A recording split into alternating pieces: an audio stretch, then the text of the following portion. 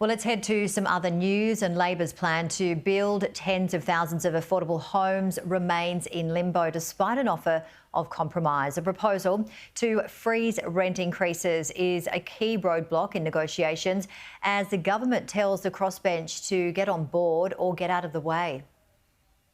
Prime Minister Albanese has held several successful negotiations with the Greens, striking deals on the National Reconstruction Fund and Safeguard Mechanism. But his cornerstone housing policy remains in doubt, despite the latest offer of compromise. We have halved the amount of money we're asking for public and affordable housing. From $5 billion a year to $2.5 billion. Still 5 times the government's guaranteed spend. But it's a second demand that remains the key sticking point. A $1 billion incentive for states and territories to freeze rent increases for 2 years. Action some states have already ruled out. But a narrow path to agreement remains, with the Greens offering to compromise even further, open to a cap on rental increases rather than a total freeze. Our bottom line is we need limits on rent increases, but we're more than willing to negotiate on the mechanism by which we limit rent increases. Housing Minister Julie Collins believes the time for negotiation has passed,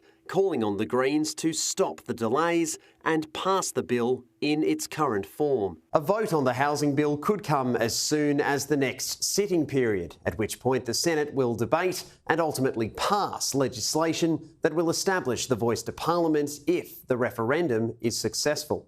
Despite polls showing a wane in support for the voice, Noel Pearson, a central figure in its formation, does not believe a narrow victory in this year's referendum would weaken the voice's authority. The bar for changing it is actually harder than a federal election. So that's a very high hurdle.